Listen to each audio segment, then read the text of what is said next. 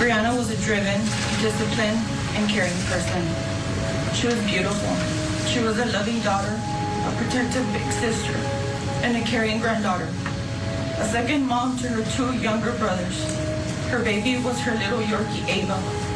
All of us were her best friend. She made everyone around her feel loved and supported. That's Brianna's mom, Stephanie Aguilera. You know, I'm thinking about everything that family is going through. You know, it's the heartbreak, it's the loss, but now they've got a little bit of a mission. So maybe that helps a little bit. Hopefully it does. Let's get back to the evidence. Let's bring in Court TV field reporter Cody Thomas. Cody, seems like a really big piece of evidence in this case is going to be Brianna's phone. You know, almost every case we talk about here, the phone has so much information, but here on many different levels.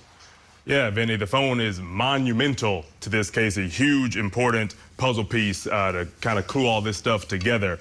And it wasn't found until the next day after Brianna allegedly jumped from the balcony. It wasn't found until November 29th, Vinny. And Brianna's mother, Stephanie Rodriguez, she called police that afternoon concerned about Brianna's location because she had been trying to ping Brianna. She hadn't heard from her, and, you know, apparently they talk all the time, so this was a weird thing for her not to be replying to her mother. She then called back to police, telling police that the phone was in an odd location according to her tracking app. Take a listen to this.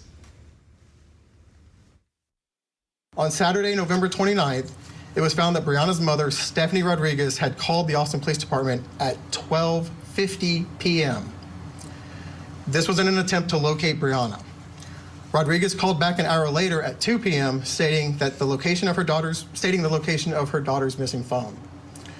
The phone was located by Austin police officers in a wooded area by 3:30 p.m. that afternoon near Walnut Creek in a field by the Austin Rugby Club. And Vinny, again, that Austin Rugby Club, that is where the tailgate was held. But the important question here, what exactly was on the phone? Now, investigators have gone on record saying a deleted suicide note was found on it, dated November 25th of 2025, which is just 3 days before her death. Now, police say it was written to specific people in her life, but the family's attorney, Tony Busby, disputes this, saying that Brianna had a creative writing class the previous semester. Investigators also say on the phone that Aguilera had more suicidal comments to her friends back in October, so a month before her death, and this continued through the evening of her death with self-harming actions. And they say on the phone was a text to another friend indicating thoughts of suicide. Now, of course, Brianna's mother says her daughter was not suicidal, and in an interview with local station KSAT, she went on record and said, quote, "There was a fight that happened between my daughter and another girl, and they were all staying in the same apartment that I have actual text messages of, and the detective just disregarded them." So, Vinny, if what the investigators are saying is true about what is found on this phone, it does support their theory that Brianna jumped from the balcony, but of course her family and her family's attorney are disputing every single bit of this, saying Brianna was not suicidal whatsoever. Yeah. And saying that there was a conflict with someone in the apartment, right? An actual, seems like a physical conflict. Okay, let's get to the next question in our investigation, and it's a big part of the investigation. What does the phone evidence prove? Joining me, host of the 13th Juror podcast and Crime Junkie Jury, Brandy Churchwell's with us, and private investigator Lauren Vellucci. All right, Lauren, what are your thoughts about the phone? What does the phone evidence prove? I have a lot of thoughts about the phone. I went back and methodically listened to this press conference, and if you keep going in the clip that you just showed, I will quote what he says. He says, "The police placed her phone back on the 17th floor with the rest of her belongings for the family to retrieve." I'm sorry, what? He didn't care enough, those police didn't care enough to look into her phone when they got it, when the mom told him where it was located?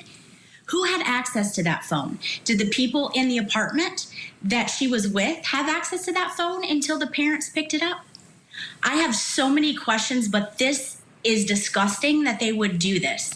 I don't know how they think that they're going to solve any kind of cases there if they don't actually do an investigation. And I am livid about this one, Vinny. Brandy, what are your thoughts? What does the phone evidence prove here? I mean, right now, the phone evidence doesn't prove very much. And I think that's important to emphasize. I mean, it's still early on, right? We don't have the full investigative picture or the technical reports behind what the police are describing.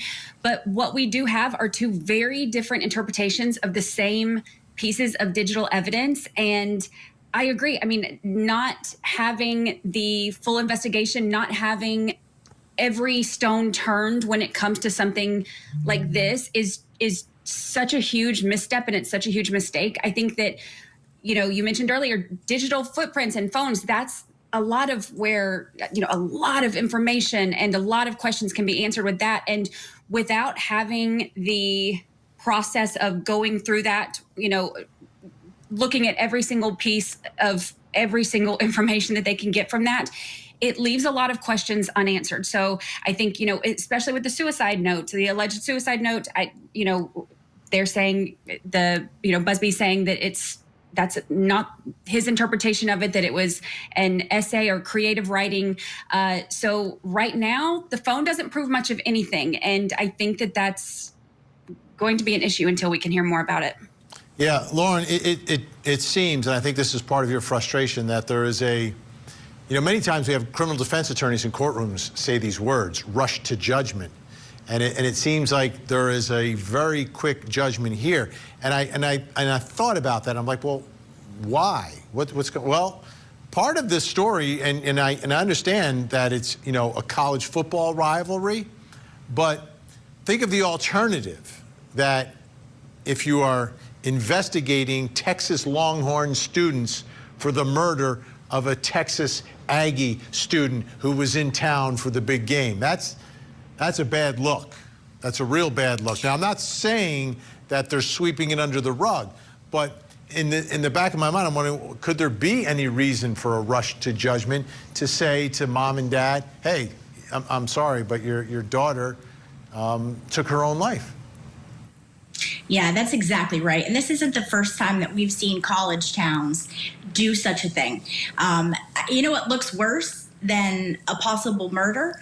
The police of the local college town not doing an actual investigation to see if it was murder or not.